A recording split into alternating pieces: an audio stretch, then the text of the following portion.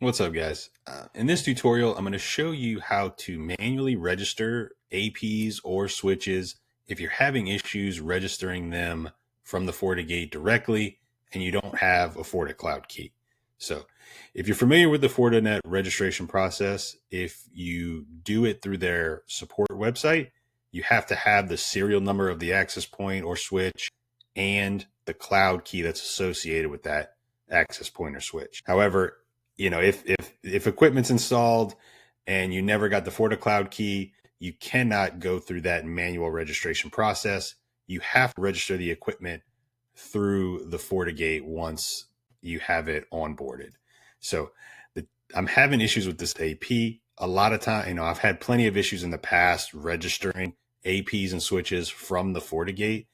And just to kind of give you an idea of what's happening or how you would normally do it, if you go to your Wi-Fi and switch controller and then you want to register the specific device, you would right click on it and you would click register. And a lot of times it'll actually get past this part and still fail. But you can see here that I've been getting this error for 2 days. I've tried, rebooting and all that stuff and nothing works. And this is pretty common, right? So if I don't have the FortiCloud key, I can't register it manually. And if I keep getting this error in the firewall when I try to register, I can't register it this way to get support on it. There's actually a command line string that you can run to manually register it without the FortiCloud key from the device, even though you get these errors in the GUI. So we're going to do that today. And there's a, if you have to do them all manually and you have a ton of switches and APs, it can be kind of a pain to do it this way. I will have, but honestly, it's one of the only options because it's so buggy all the time. And this has been through multiple firmware. I've had the issue in firmware in 7.2. I'm in 7.4 on this one, and I continually have this problem. And some people, I've had upgrading the access points and switches resolve it, but at this point in time, it's still they're fully upgraded, and I'm having the issue. So to manually register it, you need to get the serial number here. We need to copy that. And then you're also going to need your username and password for your net support account, whatever account that you're registering your equipment under. So we got the serial. And so one other thing that you're going to need is the exact text in the exact correct format that your partner name is in the Fortinet portal. So in order to get that, you can log in to your Fortinet account.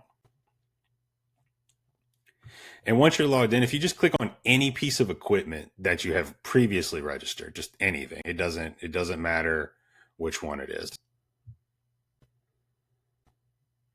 Your partner and exactly how it needs to be put in the command line string is going to be right here under product information where it says partner. You're going to need to copy this exactly. Okay. So once we head back over to the Fortigate, we're going to go ahead and launch the command line. And from the command line, we're going to paste in the full command, and I'm going to go over it because it involves a serial number and all that stuff. So let's go ahead and paste. All right. So the command is diagnose, FortiCare, direct-registration, product-registration, tack capital N, the serial number of the AP or switch that you want to register, tack A, and then the FortiGate support account that you use for registration. So whatever email you use for that, tack P, and then the password that you use to log into that FortiGate, that FortiCloud account for registration. Tack capital R, and then in quotes, you're going to want to put that partner name that we just got in the exact same format that it was in the FortiCloud website. So once we have all this, and this is the one that was giving me that error. So we're just going to press enter now. And now it's going to give me basically the information on my account and ask me if I want to register it to that account. Registration successful. So now if I go back to my asset management and we click the little refresh button here, we can see that the AP has been successfully registered to my account, even though the GUI was causing us those problems. So I've used this a ton. I didn't have to use the FortiCloud key. I was able to get it up and running in the support portal without it. Now I get the FortiCloud key. I make sure that we have that just in case. But if you're in a pinch and you don't have the FortiCloud key, this is going to be your way out of there and getting it registered.